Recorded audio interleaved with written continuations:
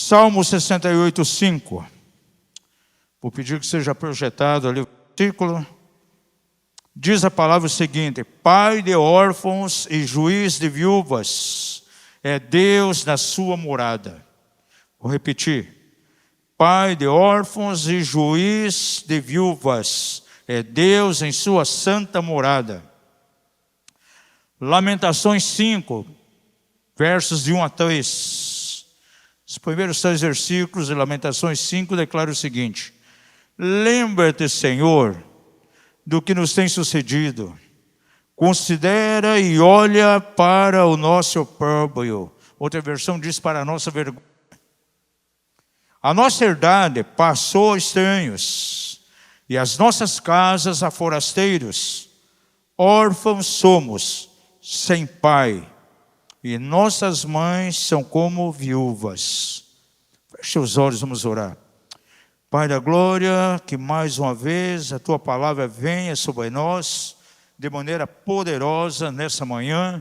Pedimos que o Espírito do Senhor venha ministrar a cada coração. Senhor, leva cativo a Tua obediência, os nossos pensamentos, e que a Tua palavra venha realmente ministrar aos nossos corações. Também aqueles que estão acompanhando essa reunião online, nós pedimos, Senhor, que a Tua graça seja abundante sobre cada casa, sobre cada coração, e que a palavra venha ministrar essas vidas. Para a glória do Teu nome nós oramos e agradecemos a Ti, ó Pai, por todas as coisas, no maravilhoso nome de Jesus. Amém e amém. Graças a Deus, nós temos visto ultimamente muitos bebês nascendo aqui na casa, outros estão por vir aí. Tem alguns que vão se tornar papais pela primeira vez, casais que vão ter o primeiro filho. E eu creio que a palavra de hoje ela vai ser bem pertinente dentro desse aspecto. Porque eu quero abordar um assunto muito importante, e aonde quer que nós sejamos, independente de cidade, país ou tipo de igreja, eu encontro tantas pessoas apresentando um coração completamente órfão. Agora, essa situação tem muito a ver com o tipo de relacionamento que foi desenvolvido dentro da sua própria família, dentro da sua própria casa.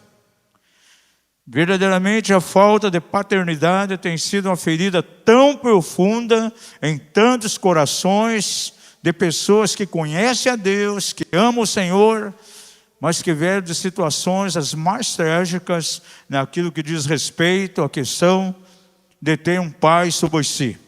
Pessoas que não experimentaram a paternidade sadia e automaticamente eles têm um coração completamente órfão.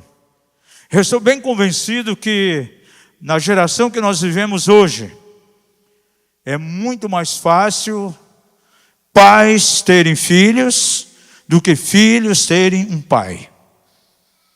Porque isso tem sido um assunto crucial, a questão da disfunção de paternidade sobre vidas tem gerado um coração órfão de uma maneira muito séria, muito drástica. E um dos assuntos que a Bíblia trata com muita profundidade é a questão de paternidade. Você pode estudar a palavra de Deus lá no Velho Testamento, no Novo Testamento, você vai ver inúmeras referências onde esse assunto é levantado. Eu tenho a responsabilidade de ministrar diversas aulas lá no Instituto Ministerial Neuza Itioca, e agora no segundo semestre eu estou colocando uma matéria ali, Vencendo o Espírito da Orfandade, e vamos trabalhar profundamente com pessoas dentro dessa área. E nessa manhã eu quero trazer aqui de maneira bem rápida uma pequena palhinha desse assunto. Nós estamos chegando aí na época do Silce, e é uma área que a gente vai abordar também nesse seminário intensivo.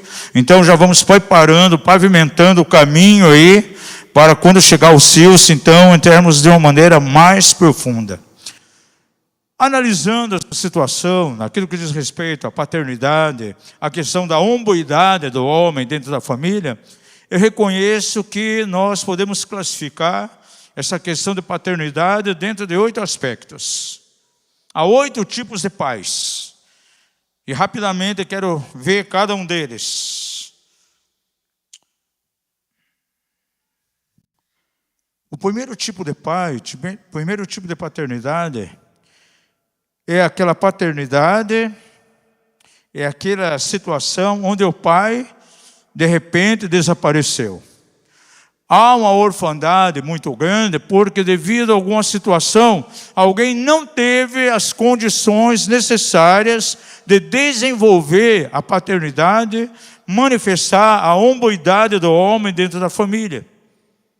Por exemplo, há famílias em que os filhos são pequenos e, na maioria dos filhos, de repente o pai é tirado, fica enfermo, adoece, essa doença leva ele à morte e as pessoas crescem totalmente sem pai.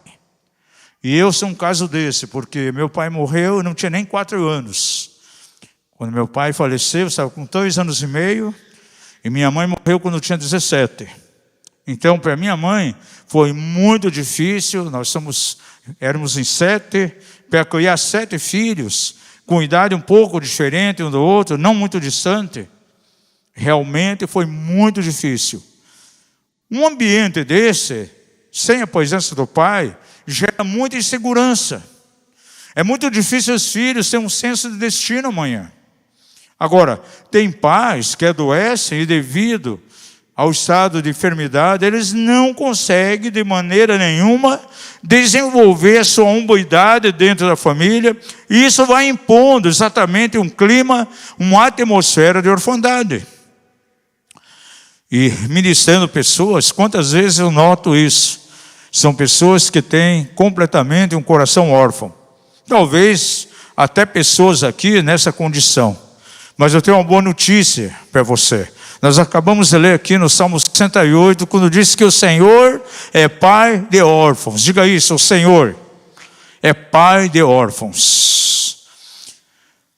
Outro assunto que eu tenho visto com muita clareza é mulheres, muitas vezes presas a um espírito de viuvez. São mulheres viúvas com o marido vivo. Por quê?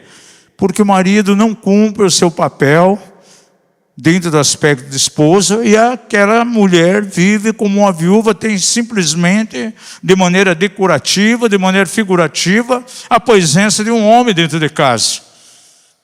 E há um espírito de viuvez. Talvez algum dia a gente ministre isso aqui, e a Bíblia fala muito sobre isso. Então, é o primeiro tipo de pai que eu posso colocar: o pai ausente por causa da doença, por causa da morte. Agora, existe um outro tipo de pai. É aquilo que eu posso chamar de pai irresponsável.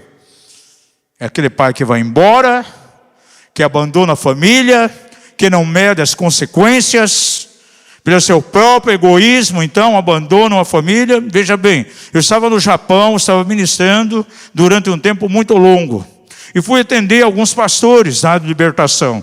E eu nunca esqueço, como se fosse hoje, um pastor de idade madura já, quando nós fomos lidar com os traumas e as feridas da infância.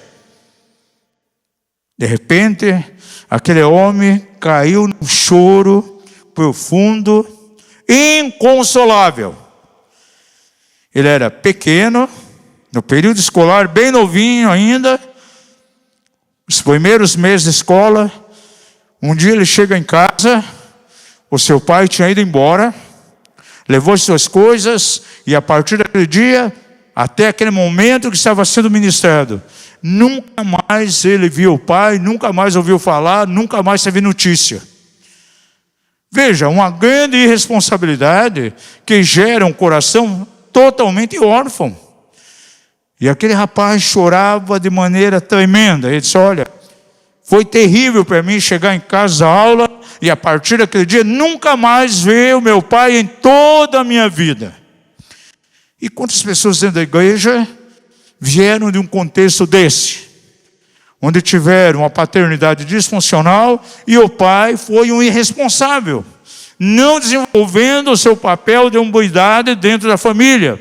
Isso gera de maneira muito acentuada, muito forte, sérios problemas de paternidade.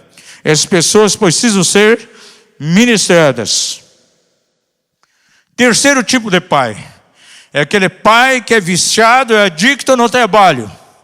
Ele não tem tempo para a família, não tem tempo para os filhos. O afã dele é crescer, ganhar mais dinheiro, prosperar, só que a família vai sendo deixada de lado. A prioridade para ele sempre é financeira, é levantar mais dinheiro, é prosperar, e a família muitas vezes completamente negligenciada. Gente, eu trabalhei por 10 anos dentro da Donep. Quando já viu falar da Donep aqui? Associação de Homens de Negócios Evangelho Pleno, trabalhando com evangelismo empresários. Não foram poucas as vezes que eu ouvi da boca de pessoas o seguinte: eu tive tudo que você possa imaginar. Com 18 anos já tinha um carro, tive bons estudos, tive do melhor sempre, mas nunca tive meu pai junto comigo. Nos momentos que eu mais precisava, ele estava ausente. Porque fazia do trabalho a questão de ganhar mais dinheiro a sua prioridade. Isso gera um clima, uma atmosfera de orfandade muito grande. Quarto tipo de pai é aquilo que eu posso chamar de senhor bonzinho. Para ele, muitas vezes, demonstração de carinho, de amor, é não corrigir quando se faz necessário, é não estabelecer limites dentro da casa, ver comportamentos errados muitas vezes no filho, mas ele vai deixando passar. Ele não estabelece regras nenhuma. Para ele está tudo maravilhoso. Esses filhos vão crescendo de tal maneira que não entendem nada acerca da vida, os princípios, as regras que são estabelecidas na nossa caminhada, na nossa vida. Há muitos princípios, há regras que nós temos que estar atentos, obedecer.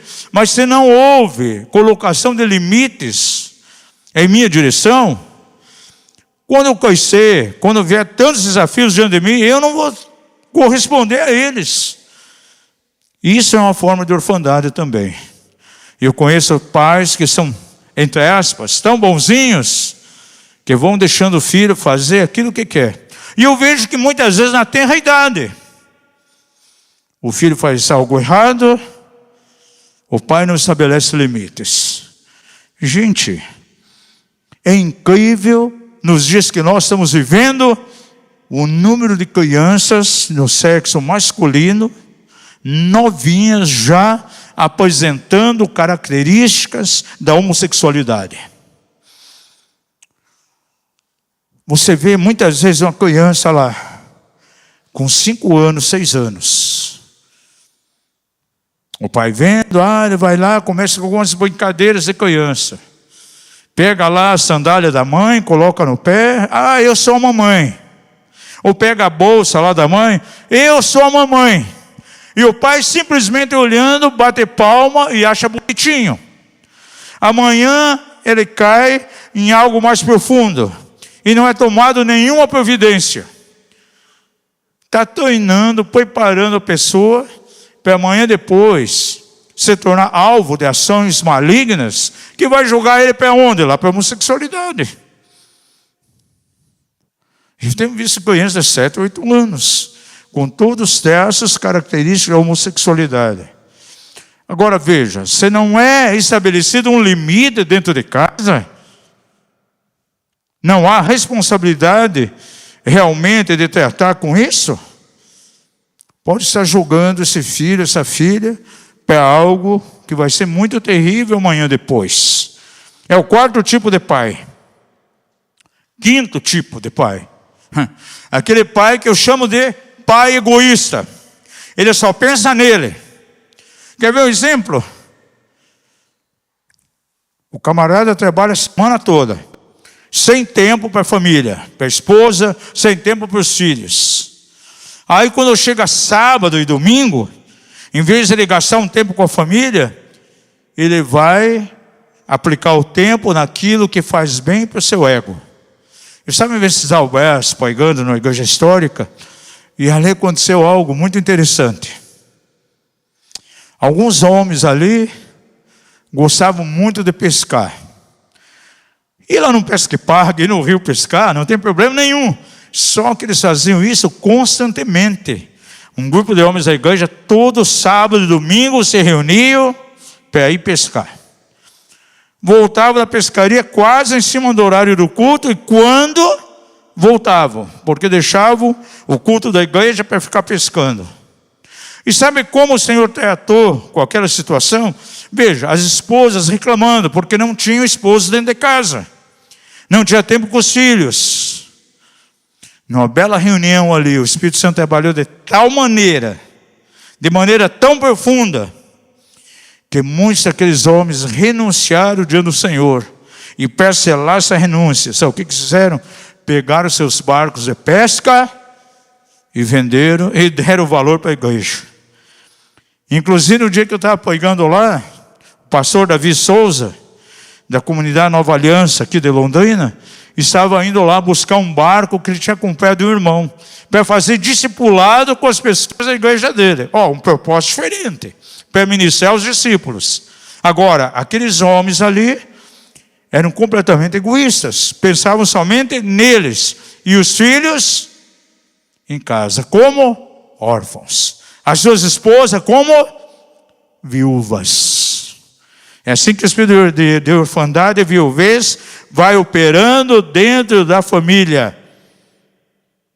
Outro tipo de pai. Sexto tipo.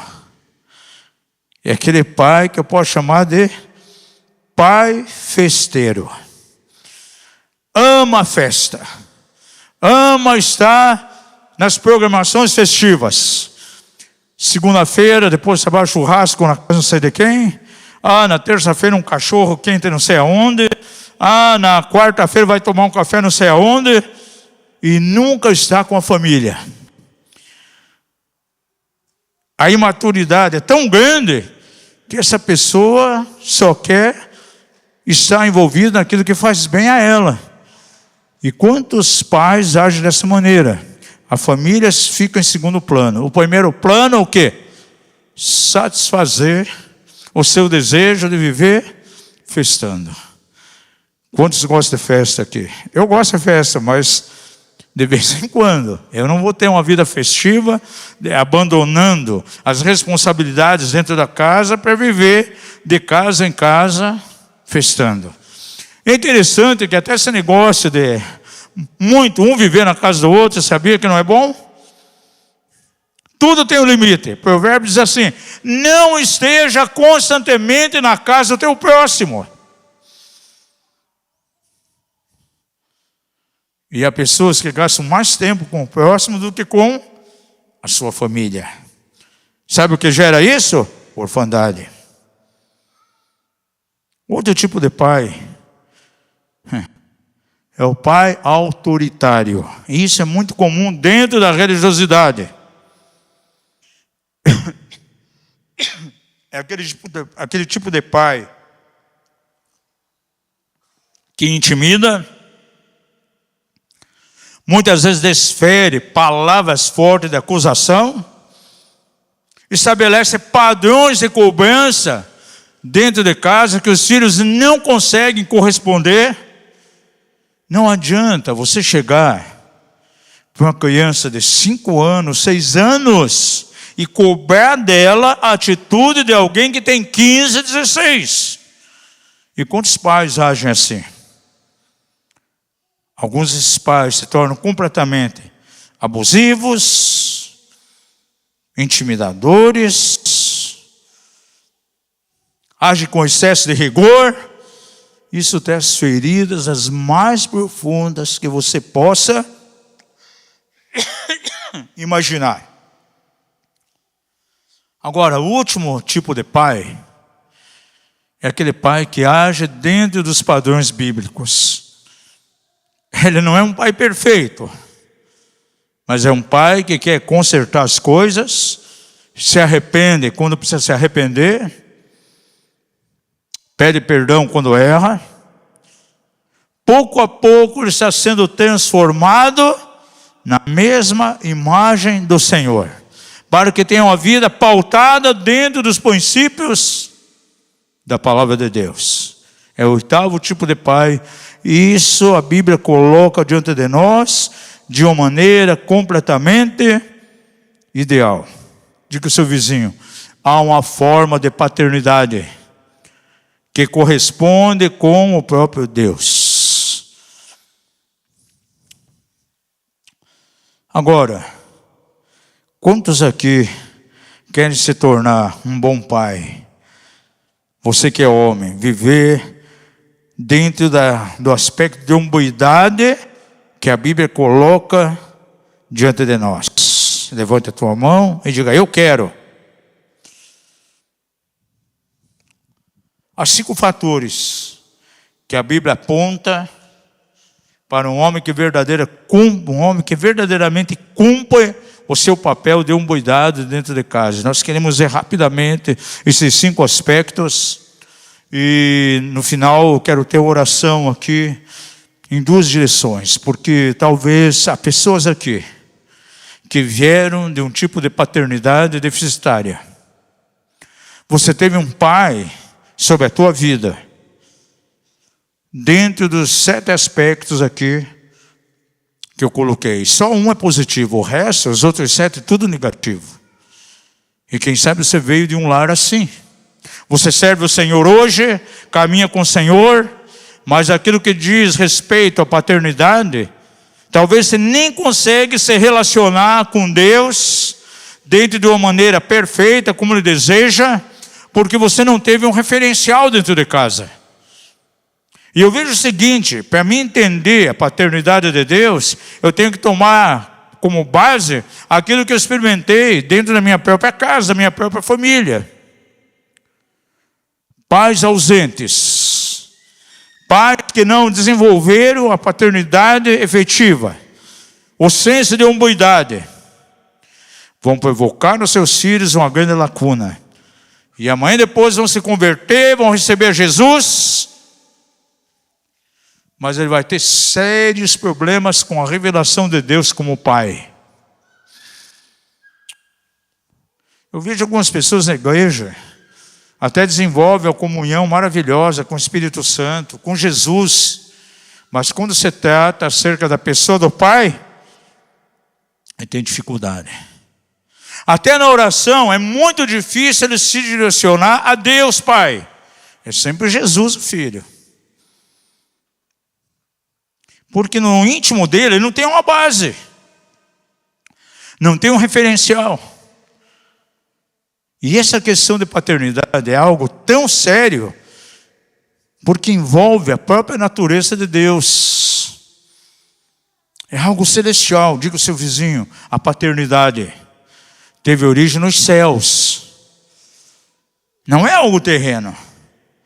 Por isso na Trindade existe Pai, existe Filho e Espírito Santo. Pense um pouquinho comigo aqui na criação. Primeiro dia da criação, Deus liberou uma palavra. E pela palavra, céus e terra foram formados. No segundo dia, Deus dá uma palavra, aparecem os astros. Terceiro dia, uma separação de águas e terra, e aparece a parte seca.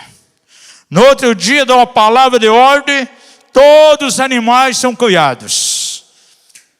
No outro dia, liberam a palavra, e pelo poder da palavra, todo o reino vegetal foi estabelecido.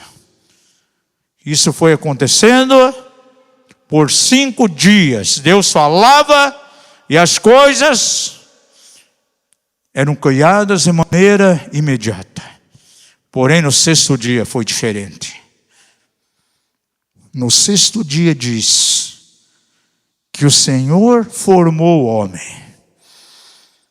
Não diz que Deus falou e o homem veio à existência. Não. Diz que o Senhor formou. Tomou do barro do pó da terra e moldou um homem.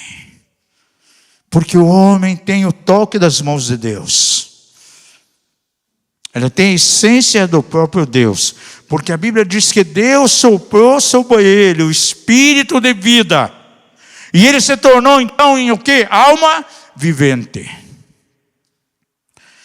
E aquele poder de ser pai, de desenvolver paternidade, Deus estava impartindo no homem, compartilhando com o homem. E a mulher foi formada. Deus não deu uma palavra e a mulher veio existir, não. O Senhor tirou uma costela de Adão e formou a mulher. E a mulher tem a mesma constituição do homem, tem a própria vida de Deus. Nenhuma outra coisa tem a essência da vida de Deus. Nenhum animal, nenhuma planta, nada da natureza, porque essas coisas vieram simplesmente pelo dar de Deus, aquilo que Ele falou, e veio a existência. Mas com o homem foi diferente. Diz que Ele formou. Ou seja, Deus moldou o homem. É como se colocasse as suas próprias mãos no barro e fizesse aquele homem ali. O homem foi formado. Diga, esse homem foi formado. Naquele momento o homem está sendo moldado. O que é um molde? Quantas coisas são fabricadas? Inicialmente você faz o quê? Um molde. E a partir daquele molde, todas as outras coisas serão semelhantes. É aquele molde que vai dar origem a todas as outras peças. E Deus pega lá Adão. Ele é um molde. Sopra sobre ele o espírito de vida. Ele recebe a natureza de Deus. O valor precioso de se tornar pai, porque Deus é pai.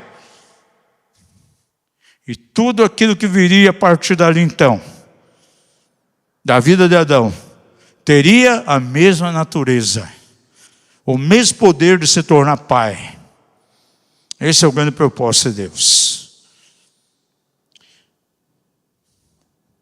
Cada homem é dotado de maneira profunda da essência da vida de Deus para se tornar pai. E a primeira coisa, homens que estão aqui, homens mais jovens que ainda vão ter filho, primeira coisa, para você desenvolver uma boa idade, para você ser um bom pai, a primeira coisa, você precisa conhecer que Deus é pai. Aqui está a origem de tudo. Deus se revela na sua palavra como pai. E a maior referência a um homem de desenvolver a sua paternidade é o próprio Deus. Veja como Deus Pai se relacionava com o Filho, com Jesus. Afirmando sua identidade, sendo um modelo. Quantas vezes Jesus diz assim: eu faço somente aquilo que eu vejo meu Pai fazer. Se você pegar o Evangelho de João, lá no capítulo 14, você vai ver, por 4 vezes Jesus fala que ele era a reprodução do Pai. Quem vê a mim, vê o Pai. Ele manifestava o Pai de maneira bem clara. E veja o relacionamento que Deus Pai tinha com Jesus.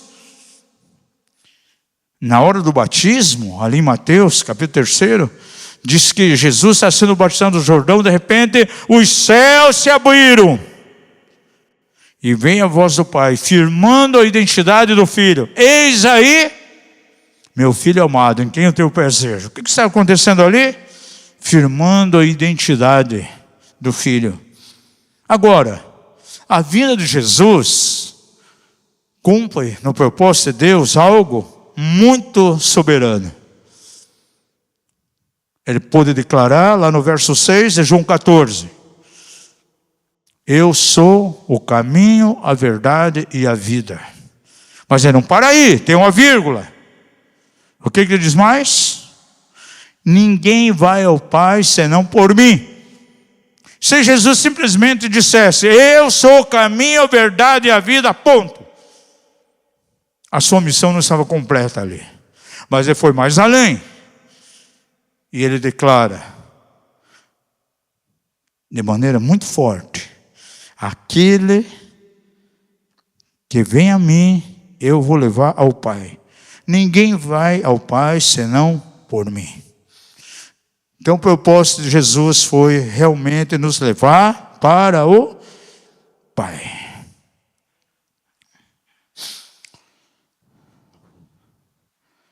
No decorrer dos anos, eu tenho visto até alguns pais que demonstram amor, demonstram carinho, mas muitas vezes não afirmam a identidade do filho.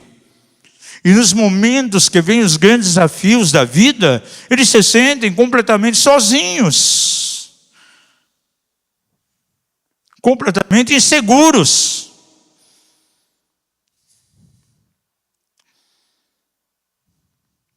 A segurança em alguém, o firmar a identidade, é algo muito importante.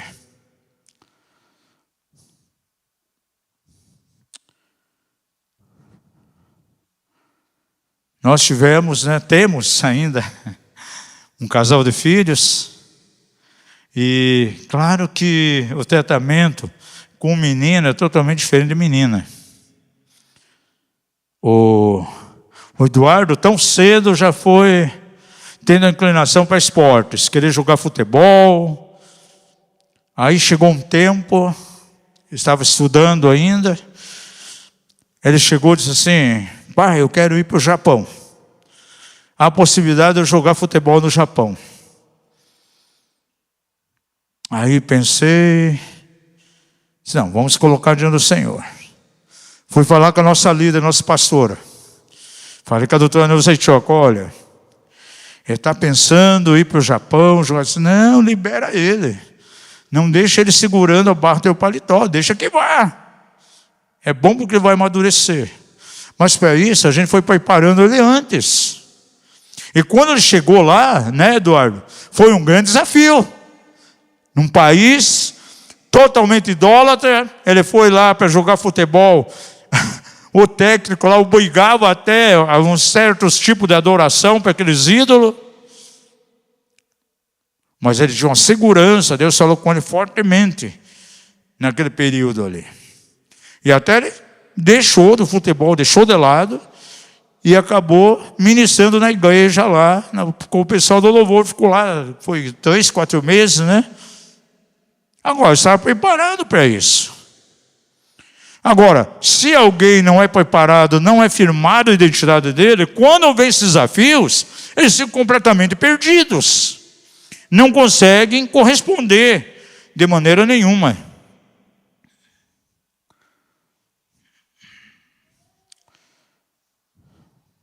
Talvez você está ouvindo aqui, você que já tem filhos, mas, puxa, o apóstolo está falando ser um grande pai.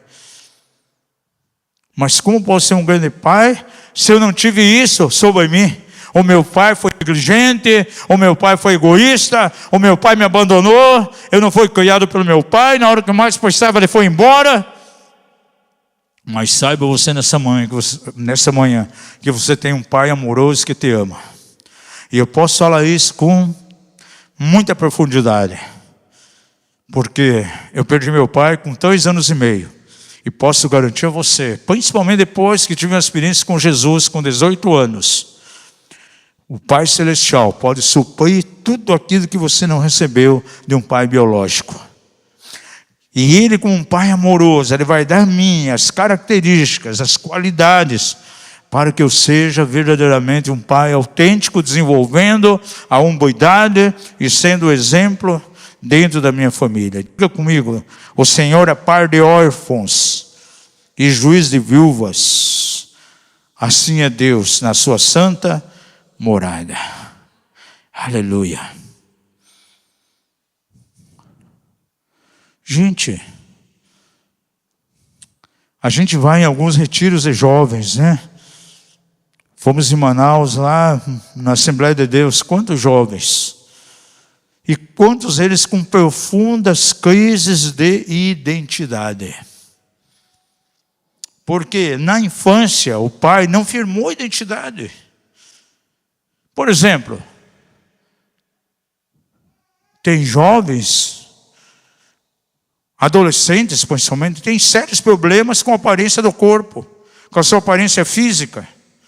Porque talvez dentro de casa, o próprio pai, quantas vezes foi instrumento de bullying para aquele filho?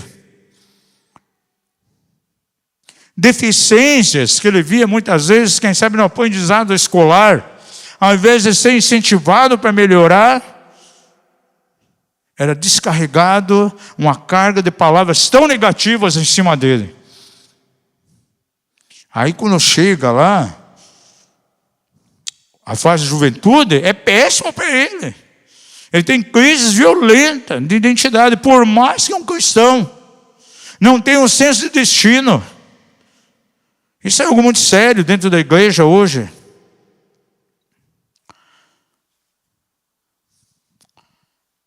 As consequências que vêm de uma má paternidade se manifesta em aspectos diferentes, tanto no homem como na mulher. Homens que tiveram a paternidade ausente são inseguros, não têm firmeza. A ferida paterna é algo muito profundo. Agora, mulheres, por exemplo, moças, é o sexo frágil. Quantas vezes não tiveram o afeto de um pai dentro de casa? Ficou uma lacuna tão grande.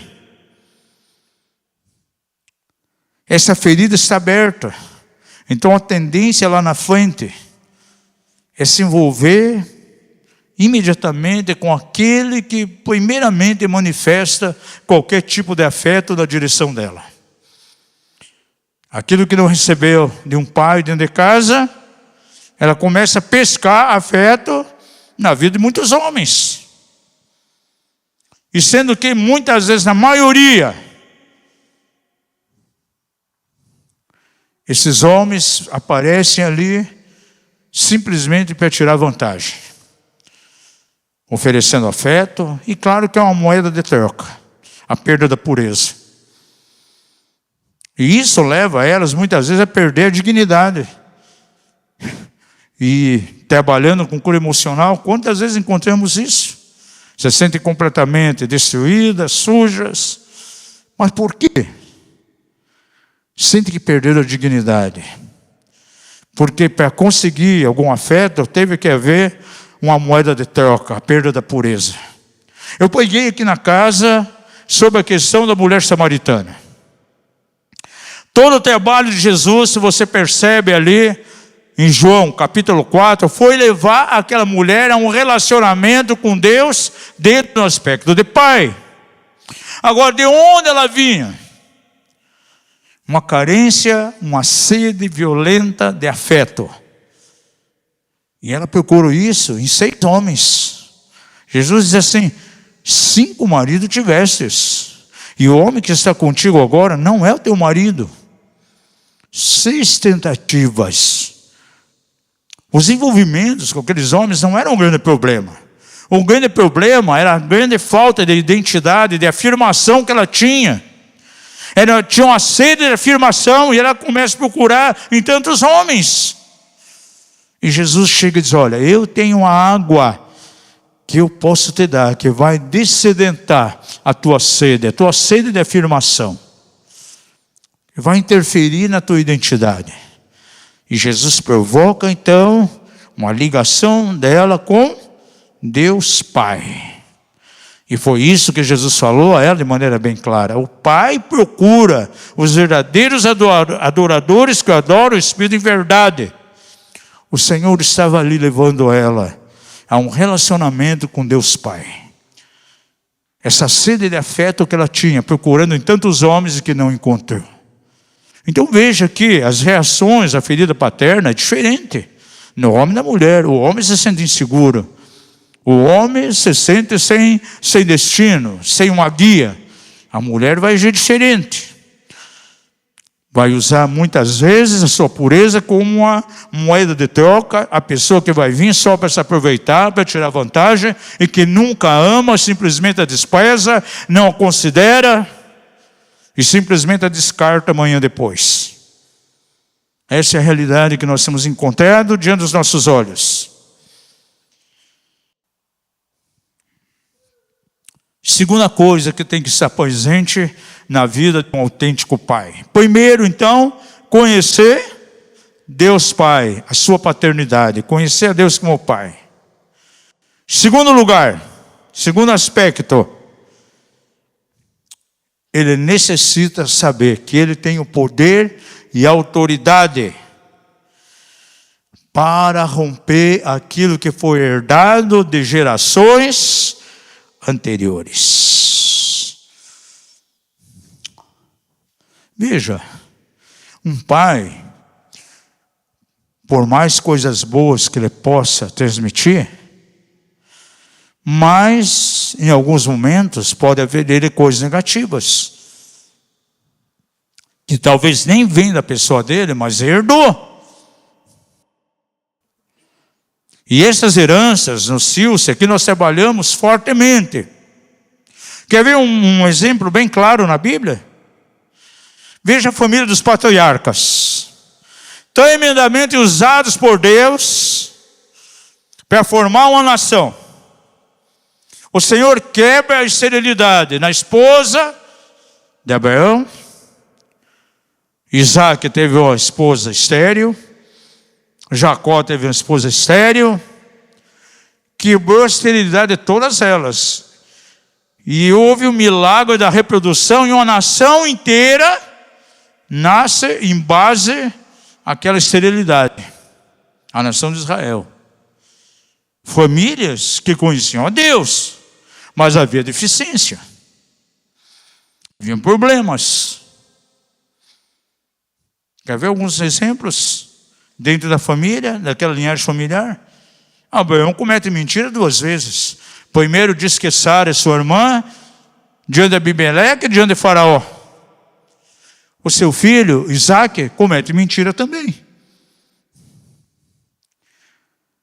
Isaac diz que a sua esposa é sua irmã, e diante do próprio Abimeleque. A próxima geração, com um padrão de comportamento baseado na mentira. Jacó, só o próprio nome Jacó significa suplantador, mentiroso. Deus teve que mudar o nome dele, porque usa de engano para conseguir o direito de primogenitura do seu irmão. Ele forja todo o esquema de mentira ali, e ainda fortalecido pela mãe. Os filhos de Jacó, 10 deles praticaram mentira. Só ficou de fora Benjamim e José. Por quê que praticaram mentira? José recebe uma capa de muitas cores, que motivava inveja aos seus irmãos. Venderam a caravana de estrangeiro como escravos. Pegaram a capa de muitas cores, que era motivo de inveja aos irmãos. Mataram o animal, salpicaram de sangue. E chegaram diante de Jacó para dizer: olha, José, o nosso irmão, é morto. Isso aqui é a prova da sua morte. Uma besta fera do campo o matou. E Benjamim não estava ali naquele momento. Todos os 10 mentiram. Abraão mentiu. Isaac mentiu. Jacó mentiu. Os filhos de Jacó mentiram.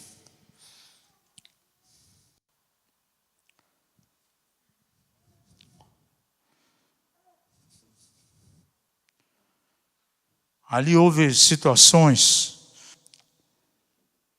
preferência de filhos. Diga comigo, nas melhores famílias pode haver problemas geracionais, ciclos que foram herdados. E um bom pai, ele tem que ter a capacidade, entender que ele tem o poder dado por Deus para romper isso. Aquilo que aconteceu no passado não pode determinar o presente.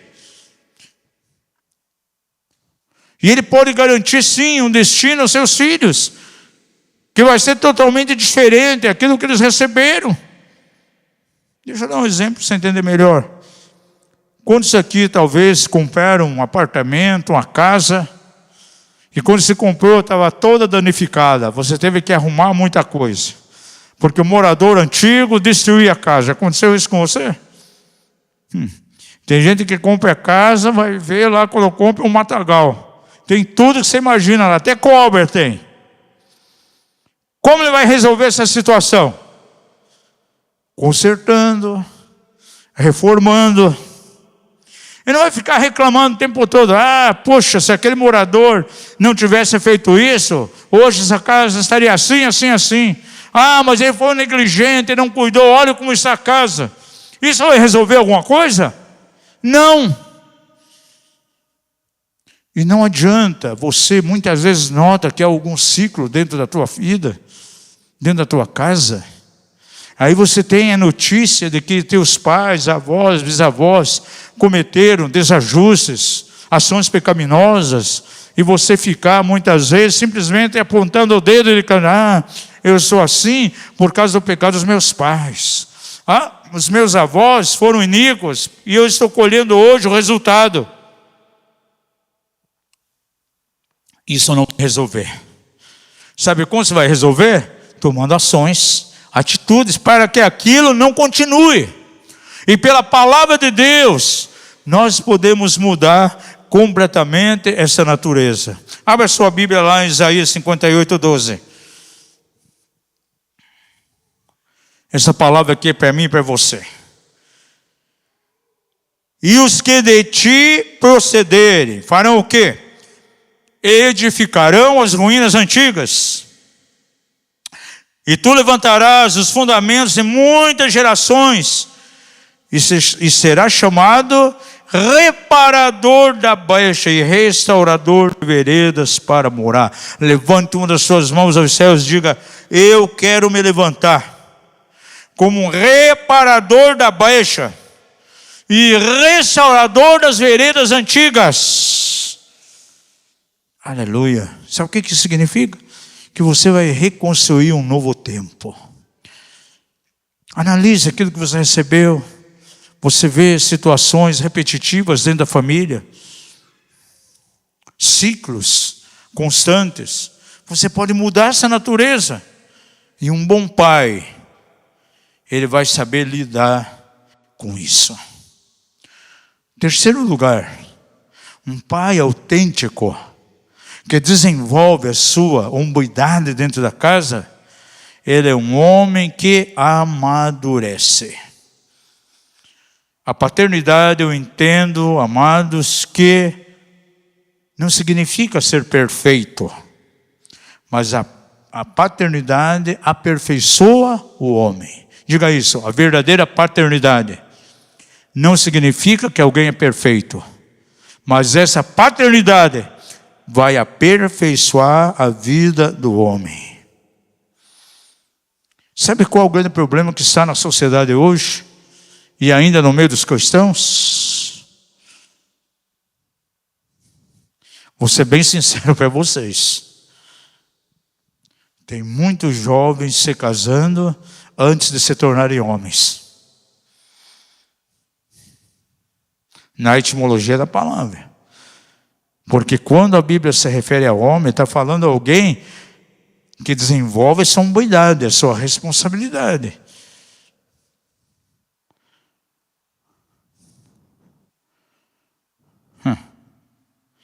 E tem muitas mulheres que querem arranjar um esposo. Sabe o que eles acabam achando? Um filho que quer ser mimado. Um filho adotivo, crescidão, madurão que quer ser mimado. Por quê? Não amadureceu. É aquilo que eu chamo de homem criança. Eu peguei aqui um assunto na igreja, na reunião de homens, há muito tempo atrás. O homem que desenvolve a sua hombridade, e falei do homem criança e do homem mulher. Se não me engano, foi a primeira vez que o Marrom veio aqui, né, Marrom? Quando estava falando sobre isso, né? A diferença do homem criança e do homem mulher. Existe uma diferença muito grande. Tem muitos casamentos que, na verdade, o marido é um homem criança. Ele não amadureceu. Não tem maturidade. E há uma diferença muito clara. Preparei um diagrama aqui. Vamos colocar aqui para você ver a diferença de um e outro. Aí você vai dizer, mas apóstolo, como que age um homem criança? E o homem maduro, como é que age? O comportamento é completamente diferente um do outro. Por exemplo, o homem criança, ele é sempre passivo. Agora, aquele homem que é maduro, um pai maduro, ele é firme. Ele age com firmeza. Ele não é mole, não é passivo. O homem criança vive o momento. O homem maduro planeja para o futuro. Por todos esses anos no corpo de Cristo,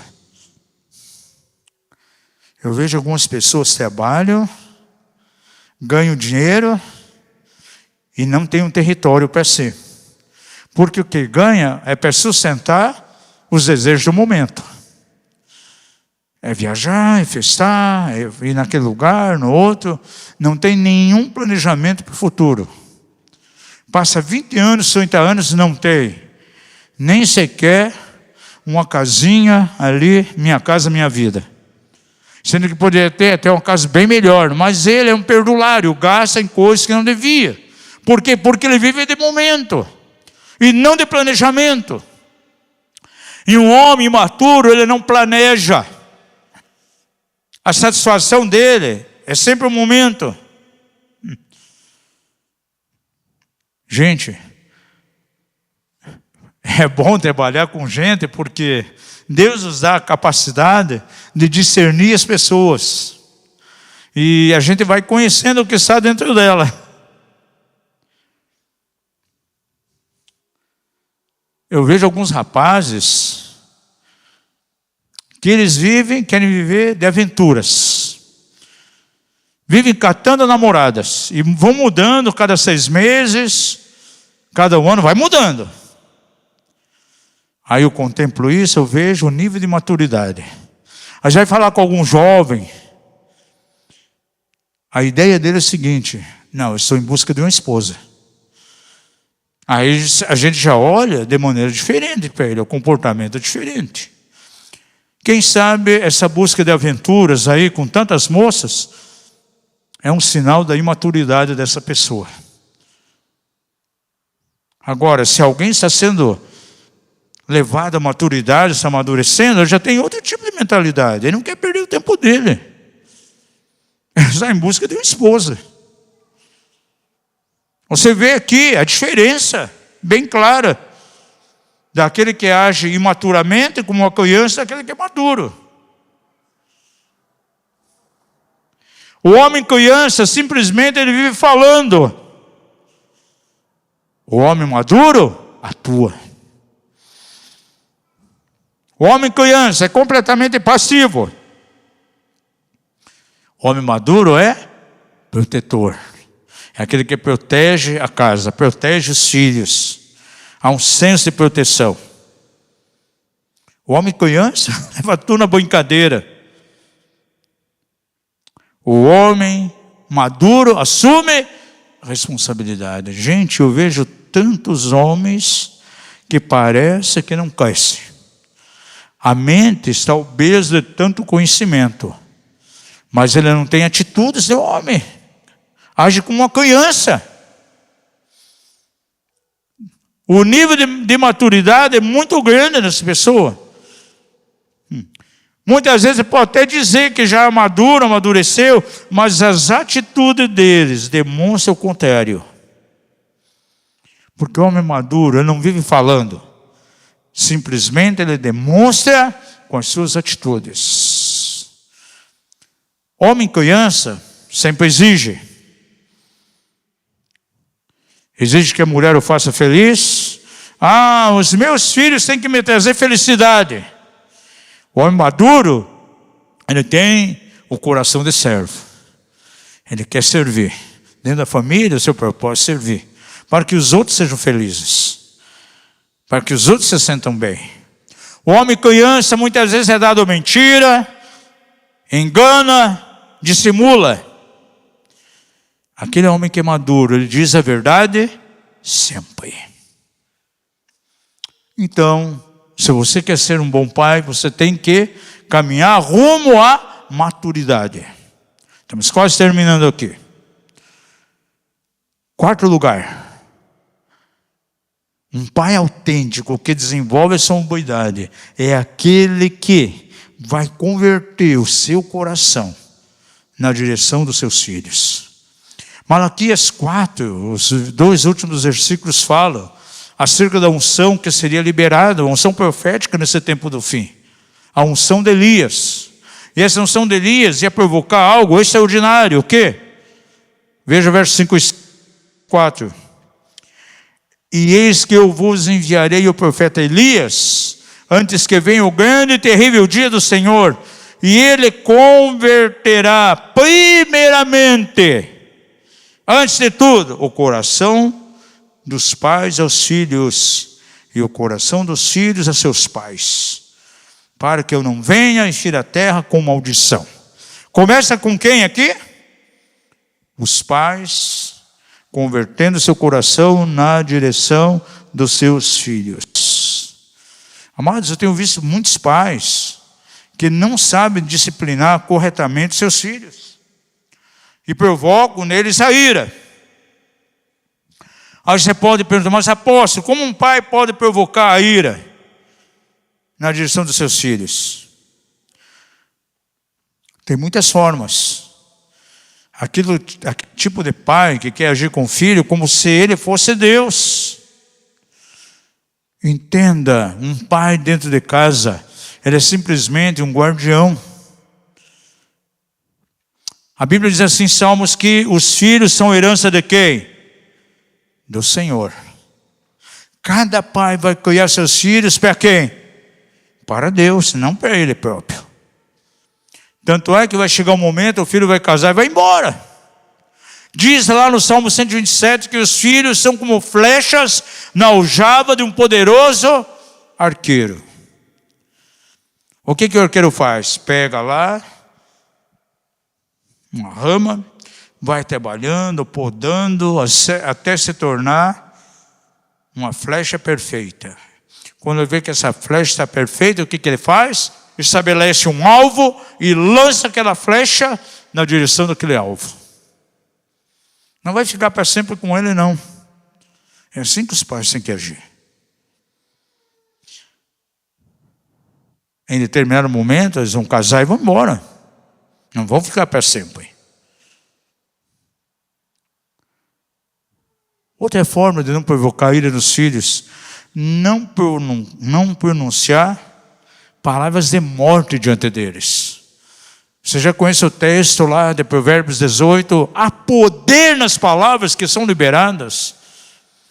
Para um filho construir-se autoimagem, quer positiva ou negativa, são as palavras que vão determinar. Vai ser exatamente aquilo que você como pai, como mãe está declarando. O homem comerá do fruto daquilo que ele declara.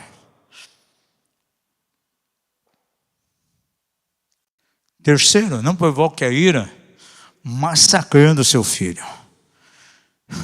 O massacre, amados, para mim, não passa que um grande delito. E é algo totalmente imoral. Eu nunca esqueço, ministrando em determinado local, numa base missionária, estava falando sobre disciplina. E chega uma jovem, 20 e poucos anos.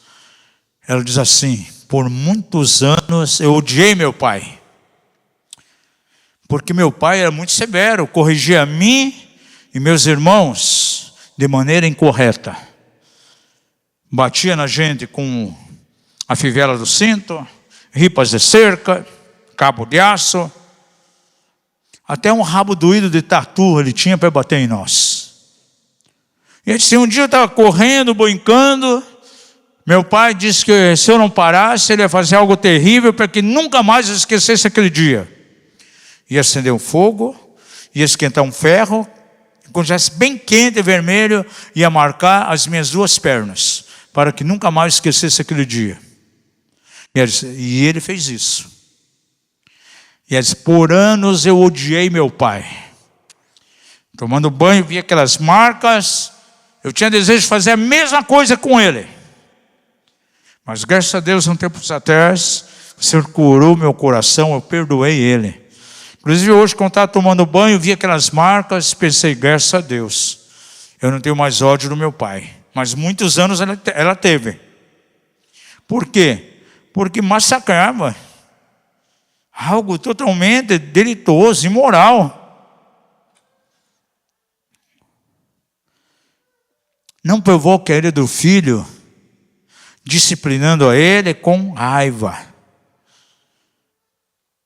Gente, tem pai, tem mãe, que de repente o filho descuidou, foi mexer lá na pia, caiu um copo, quebrou o copo. Tem pai e mãe que faz o seguinte: vão lá e dão uma surra na criança. Por que você fez isso? Gente, foi algo involuntário. Esse tipo de punição deve ser feito quando há atitude de rebeldia. Ali não há rebeldia. E quando os pais não têm sabedoria e agem assim? Outra coisa que provoca a ira nos filhos: fazer comparações de um filho com os outros irmãos. Ah, você não é que nem o teu irmão, ele vai longe, mas você é um zero à esquerda. Ah, na tua vida tudo vai dar errado, o teu irmão vai ser próspero. Faz comparação e na frente de pessoas.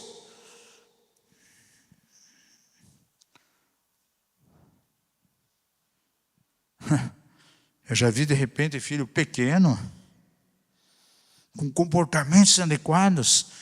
Chega o pai, chega a mãe e diz: poxa menino, você está endemoniado. Poxa menino, você está com o demônio. Quem já viu isso? Gente, totalmente negativo. Você percebe se teu filho tem demônio? Se o que você vai fazer? Vai orar por libertação por ele. Não ficar chegando ele endemoniado. Alguns chamam até de demônio. Poxa, guri, você é o próprio demônio aqui dentro da casa.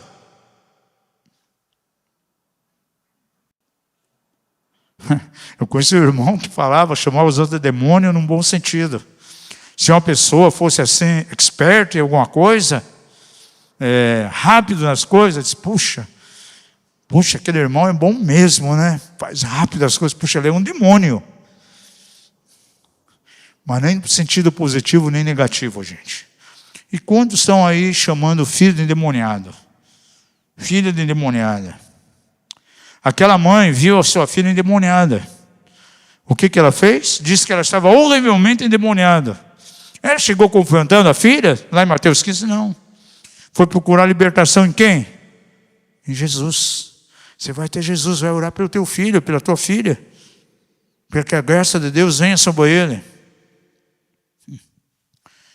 Outro fator que pode provocar ira nos filhos: não faça do teu filho com que ele seja a causa do teu desajuste, do teu caos emocional. Porque tem pessoas que estão com problema no casamento, aí descarregam no filho. Comportamento inadequado com os filhos.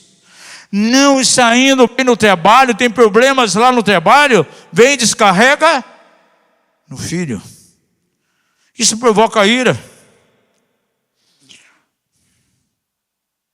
Outro fator: não trate teus filhos constantemente como crianças. Gente, isso gera uma imaturidade, e os filhos muitas vezes se sentem mal com isso.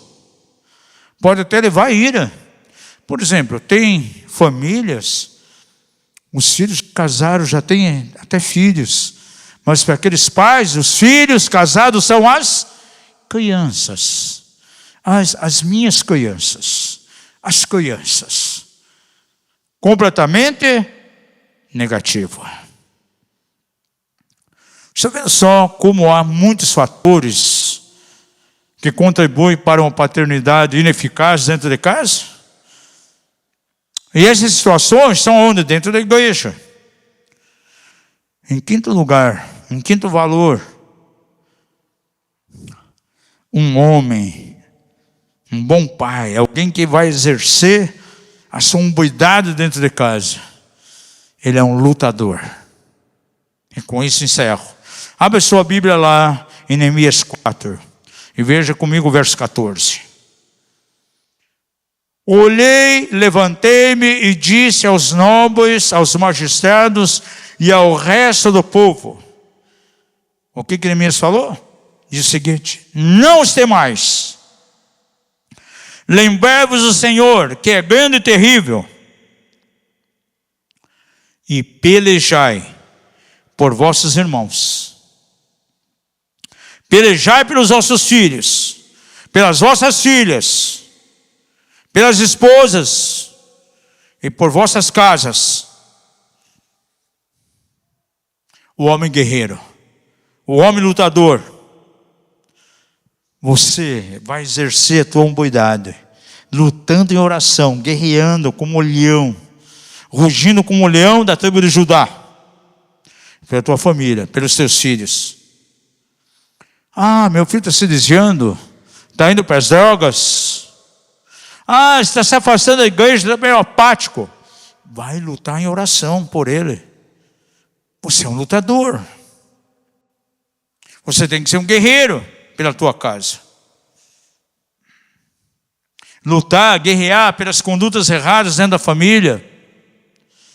Quando nota problemas em si mesmo, entra em guerra. Teus problemas pessoais. De repente o marido está sendo acometido de uma depressão profunda, quem sabe uma enfermidade. Ou na vida da esposa, dos filhos, vai guerrear por eles. Cumpra o teu papel de guerreiro dentro de casa. Deus nesses dias quer restaurar a hombridade do homem dentro da igreja, dentro da sua casa. Eu não sei de que contexto você veio. Que tipo de paternidade esteve sobre a tua vida? Talvez um pai completamente ausente, egoísta, um pai que rejeitou, um pai que abandonou, que foi embora. Quem sabe um pai que não estabelecia regras, limites. Um pai bonzinho, que não corrigia, deixava tudo solto, que estava tudo bem. Quem sabe um pai egoísta, que só pensava nele. Um pai festeiro. Não importa de onde você veio. São dias em que Deus quer trazer cura de maneira profunda. As gerações precisam ser conectadas em nossos dias. Eu quero convidar você que fique em pé. Em nome de Jesus, vamos colocar um louvor aí diante do Senhor. Eu quero fazer 2 orações hoje aqui.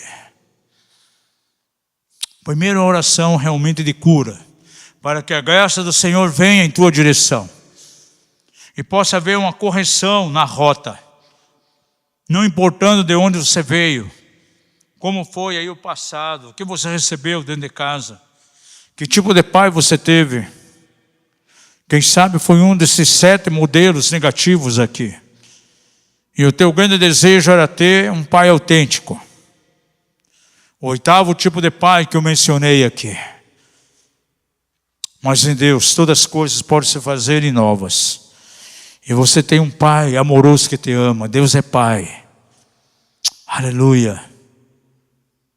Pai de órfãos e juiz de viúvas é o Senhor na sua santa morada. E depois quero orar com os homens que estão aqui, os homens que estão online, em nome de Jesus. E que essa mensagem venha atingir o coração de tantos homens também, onde quer que essa palavra vá chegar, em nome de Jesus.